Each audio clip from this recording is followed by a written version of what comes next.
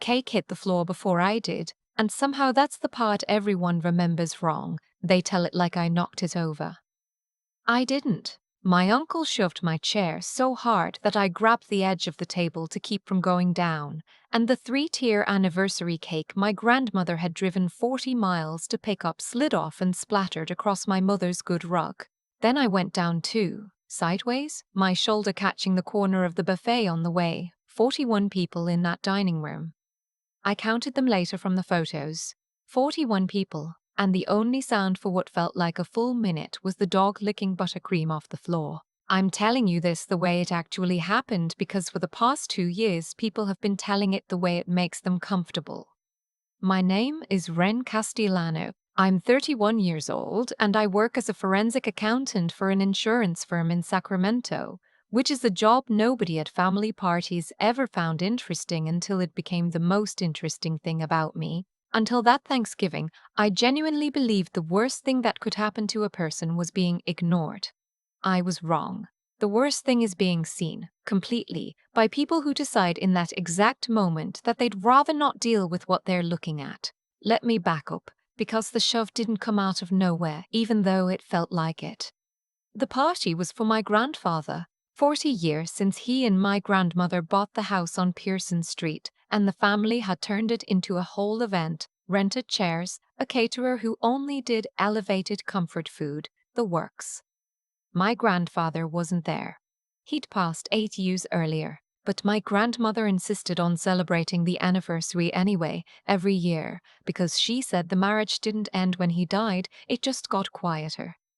I loved her for things like that. The man who shoved me was my uncle Hollis. He'd married into the family when I was a teenager, after my Aunt Corinne met him at some real estate conference and came home glowing about a man who finally had his life together. Hollis had a way of filling a room that I mistook for confidence for a long time. He wore loafers without socks in November.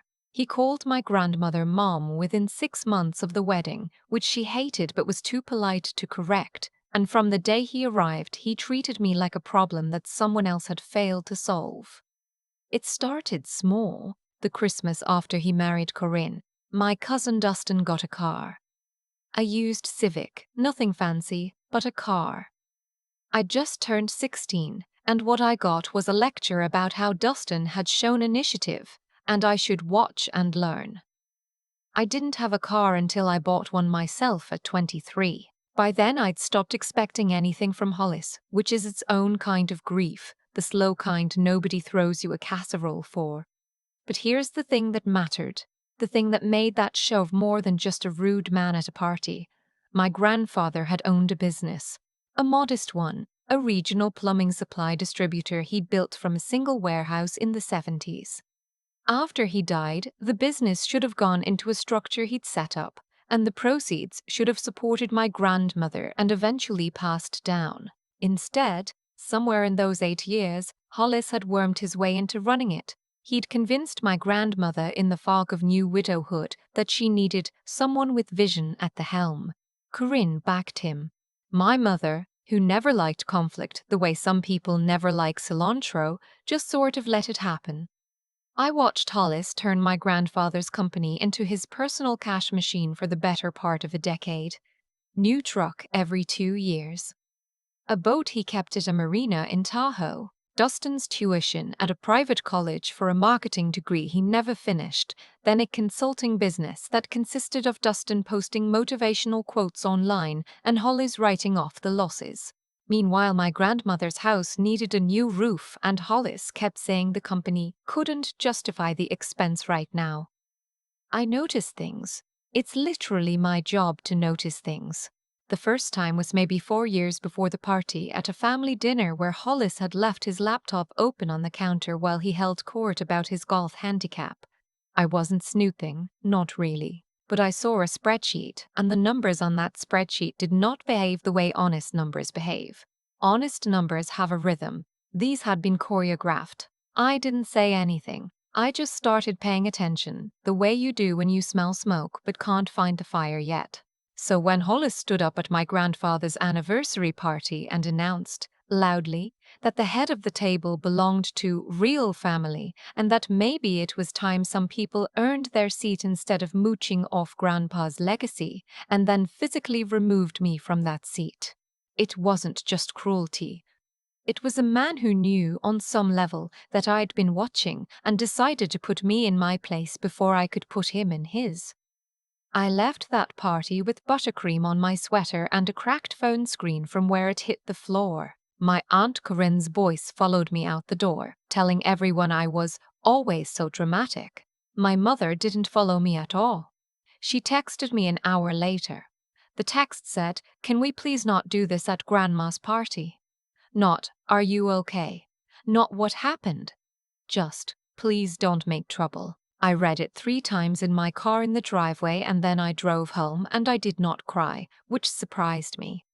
I felt something colder than crying. I felt like a person who has finally been given permission to stop pretending. Because here's what nobody at that table knew. 2 weeks earlier, my grandmother had handed me a key. It happened in her kitchen, after a different dinner, one of the quiet weeknight ones I still went to, even when nobody else bothered. She pulled me aside while everyone else watched football and pressed a small brass key into my palm, a safe deposit box key, the kind with the bank's name half worn off. "Your grandfather left something for you," she said. "He told me to give it to you when you were ready. I think you've been ready for a while. I'm just the one who's been slow." She wouldn't say more. She just folded my fingers over the key and went back to the dishes like she hadn't handed me a live wire. I'd been carrying that key around for 2 weeks, scared to use it. Some part of me thought that whatever was in that box would be sad. Would be one more thing about my grandfather I'd have to grieve. After the party, sitting alone in my apartment with a bag of frozen peas on my shoulder, I decided I was done being scared of the things my own family had left me. The bank opened at 9 the Monday after Thanksgiving. I was there at 8:55. The box was bigger than I expected and heavier than it looked. Inside were folders. My grandfather had been a meticulous man, and even from beyond, he was organized. The first folder was labeled in his handwriting, the slanted, careful print I'd recognize anywhere. It said, "For Ren, read everything before you decide what to do." So I read everything. The first thing I found was the actual structure of his estate. Not the version Hollis had described, the version where Grandma needed a man with vision, the real one. My grandfather had set up a trust. The business was supposed to be held for the benefit of my grandmother during her lifetime with professional management and then distributed to his grandchildren with specific protections written in to prevent exactly what had happened. There was a named successor trustee, a firm in Reno, that was supposed to oversee everything. According to these documents, Hollis had no legal authority to run that company at all. Someone had quietly set the real trust aside and replaced the management with a structure that funneled control to him. I sat on my apartment floor with these papers spread around me like a crime scene, because that's what it was. My grandfather hadn't just left money, he'd left a map. And he'd left it specifically to the one grandchild whose entire profession was following maps like this. The second folder was worse, in the way that the truth is always worse than what you let yourself imagine. My grandfather had been suspicious of Hollis long before he died. There were photocopies of cashier's checks, records of meetings, a handwritten timeline that started not after his death but 4 years before it, back when Hollis first started helping out at the company while my grandfather was still alive and starting to get sick. My grandfather had watched this man move in and start hollowing things out, and he'd been too sick to fight it the loud way, so he'd fought it the quiet way. He'd documented. He'd protected. He'd built a structure that would survive him and wait, like a trap that doesn't spring until the right person steps on it. There was a note clipped to the inside of that folder. I couldn't prove it all before I ran out of time. But you can. You were always the smartest one at the table, even when they sat you at the end of it. I did cry then. On my kitchen floor, at 10 in the morning, holding a dead man's handwriting, I want to be clear about the timeline because I know how this sounds, and I spent enough nights afterward going over it to know it holds. Hollis didn't appear out of nowhere after Grandpa died. He'd been circling for years before that, married into us, wedged himself into the business while my grandfather was alive and fading. That's why my grandfather knew. He knew because he'd lived it. The trap was built by a man watching his own company get stolen in slow motion, who didn't have the strength left to confront it directly, but had exactly enough left to make sure it couldn't be gotten away with clean. I'm a forensic accountant. People think that means I'm good with money. What it actually means is I'm good at the story money tells when it thinks no one's reading. And the story in those folders, combined with what I could pull from public filings once I knew where to look, was damning. Hollis had taken loans against the company. He'd transferred property into an LLC with his name on it. He'd been paying Dustin a salary as a regional director for a region that did not exist. And the thing that made my stomach turn, he'd taken out a second mortgage on my grandmother's house. The house on Pearson Street. The house where we'd just had the anniversary party. He'd borrowed against the home of the woman he called Mom to cover a shortfall I could trace directly to the boat at Tahoe. I spent that whole week building it. Not a vague accusation, a case. The kind of file I'd hand a prosecutor. I cross-referenced the trust documents with the actual corporate filings. I built a timeline of every transfer. I matched the dates Hollis had been crying poverty about Grandma's roof against the dates he was wiring money to a marina and a private college. By Thursday, I had a binder. By Friday, I knew exactly who needed to see it. But I'm not a movie villain and I didn't want to be reckless, so I did the thing my training drilled into me. I made copies, 3 sets. One went to a lawyer I trusted, a woman named Imelda Brockway, who'd handled a fraud case I'd consulted on years before and who, I knew, did not lose. One set went into a different safe deposit box in my name at a different bank. And the third I kept. Then I made the calls. The first call was to the trustee firm in Reno, the one my grandfather had named that had apparently been frozen out for 8 years. The man who answered, after I explained who I was and what I had, went very quiet and then said a sentence I will never forget. "Miss Castellano, we have been wondering for almost a decade why we never received the activation notice. We assumed your grandfather changed his mind." He had not changed his mind. Someone had simply never told them he died. The second call was to the IRS. Not a dramatic call, a boring call to a tip line with a reference number and a promise to send documentation, the least cinematic phone call of my life and the one that did the most damage. The third call was to my grandmother. I drove to her house. I sat her down at the kitchen table where she'd handed me the key and I showed her the second mortgage. I watched a woman in her 80s realize that the man she'd let into her family had borrowed against the roof over her head. She didn't gasp. She didn't cry. She got very still, the way she did at my grandfather's funeral, and then she said, "Get me a pen. I want to sign whatever I need to sign so that man never touches another dime of Walter's name." Walter was my grandfather. I'd almost forgotten anyone still called him by his first name. It all came out over the following months, not in a week. The way these things never actually happen in a week, no matter how good the story would be if they did. The trust firm in Reno moved to reassert control of the company, and the documents were so airtight that Hollis's lawyer, a slick guy in a suit that cost more than my car, kept asking for continuances because there was simply nothing to argue. You can't argue with a trust your client was never legally a party to. The IRS started its own slow grinding process. The bank that held the second mortgage, once they understood the property was tied up in litigation Hollis had no standing in, got very nervous.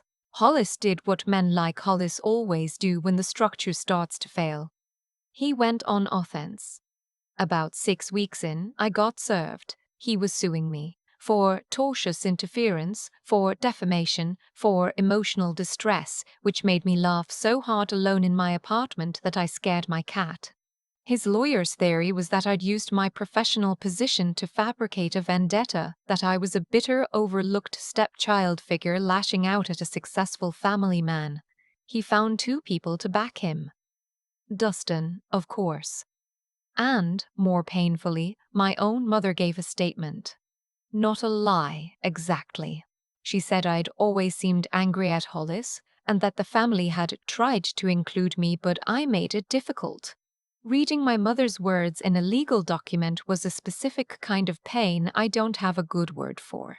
It's the feeling of finally understanding that the person who was supposed to protect you decided a long time ago that protecting you was more trouble than it was worth. For a few weeks it actually looked like it might work. Corinne started telling people I'd manipulated my grandmother, who was getting confused at her age, which was a grotesque lie about a woman sharper than anyone in that family.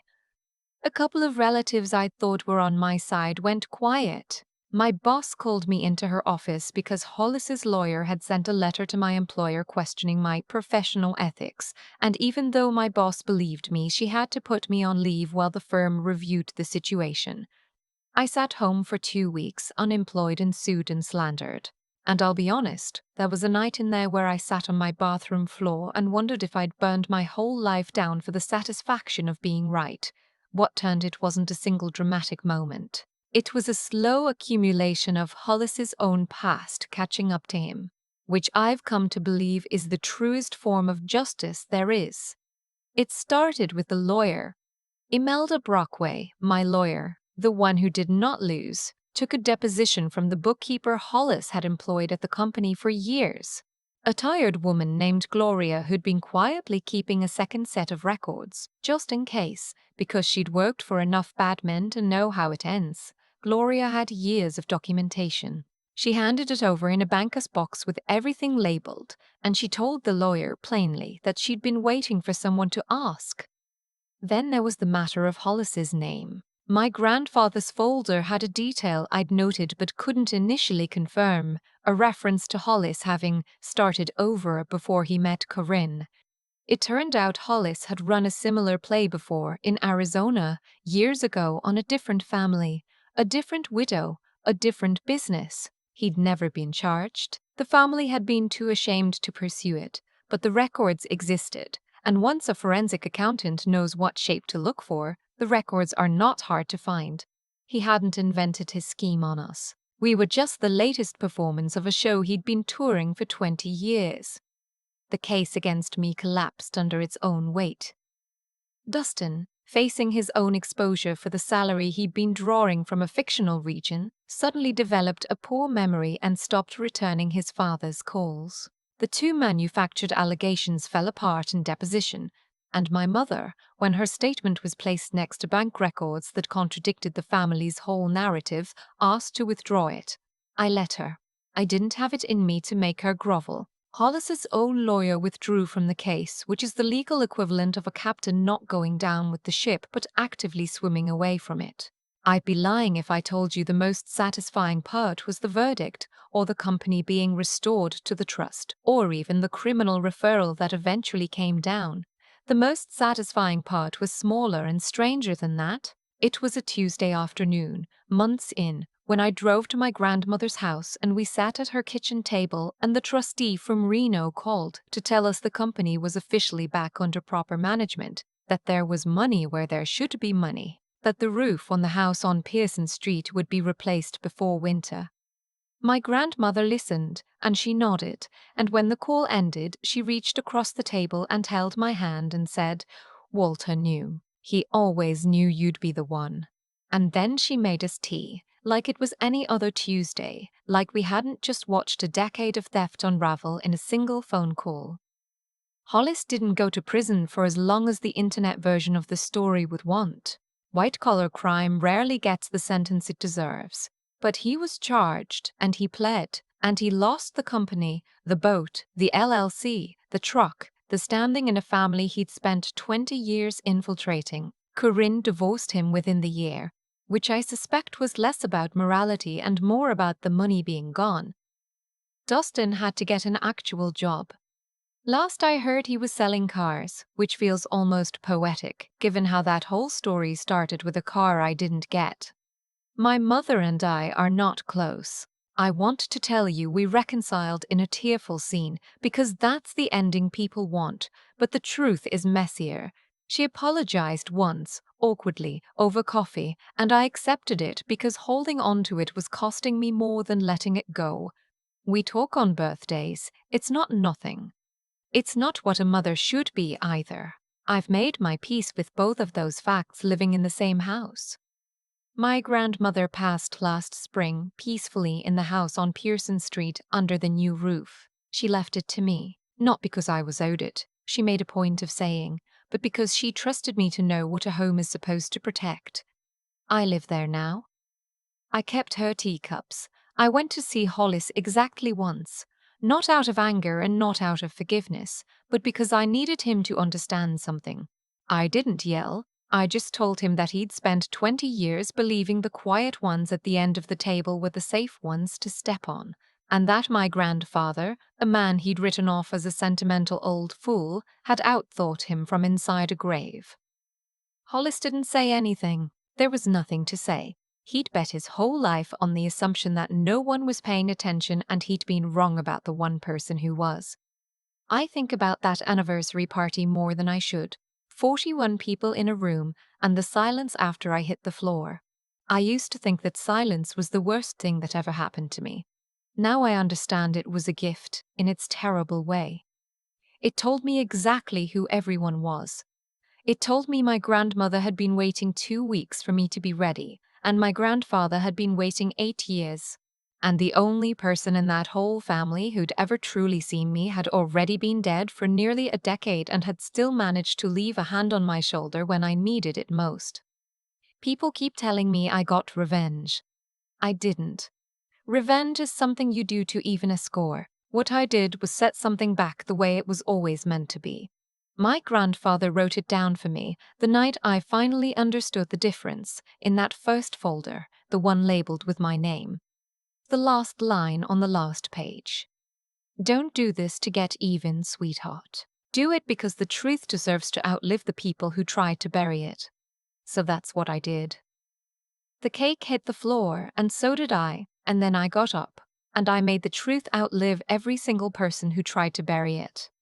The thing I keep coming back to, even now, living in my grandmother's house under the roof that the truth finally paid for, is how long Hollis got away with it simply because everyone at that table found it easier to look away than to look closely. That's the part nobody warns you about. Cruelty doesn't survive on its own strength. It survives on the silence of the people who'd rather not get involved. 41 people watched me hit that floor, and the reason Hollis felt safe shoving me wasn't that he was powerful. It was that he'd spent 10 years learning that no one in our family would ever make him uncomfortable. Every small thing they let slide, the depleted accounts, the boat, the missing roof money, taught him there was no price for taking. So he kept taking until he took from the one person whose whole job was reading the story numbers tell when they think no one's looking. I've thought a lot about why my grandfather chose me. It wasn't because I was special. It was because, sat at the end of that table for 30 years, I'd learned to watch instead of perform. And watching, it turns out, is a skill, the same way honesty is a practice and not a feeling. You don't get to be the person who sees the fraud unless you've spent years refusing to look away from uncomfortable things, including uncomfortable things about people you love. My mother couldn't do that. Corinne wouldn't. Dustin had too much to lose. The difference between me and them wasn't goodness in some grand sense. It was the daily, unglamorous decision to keep my eyes open when closing them would have been so much easier. If there's anything I'd want someone to take from what happened to my family, it's this. Doing the right thing is almost never a single dramatic moment. It's 1,000 small choices to stay honest when no one's checking, to keep learning the boring skills that turn out to matter, and to keep going on the nights you're sitting on the bathroom floor, wondering if you set your own life on fire for nothing. I had all three of those tested. My honesty got me sued. My training got me through the deposition, And sheer stubbornness got me through the weeks I was unemployed and slandered and abandoned by my own mother. Take any one of those three away and Hollis wins. He bet his entire life on the idea that the quiet ones are the safe ones to step on. He was wrong, but not because I was secretly powerful. He was wrong because my grandfather understood something Hollis never could. The truth doesn't need you to be the loudest person in the room. It just needs one person willing to write it down, protect it, and outlast everyone trying to bury it. I was lucky enough to be that person for my family. I hope, if it ever comes to it, you'll choose to be that person for yours.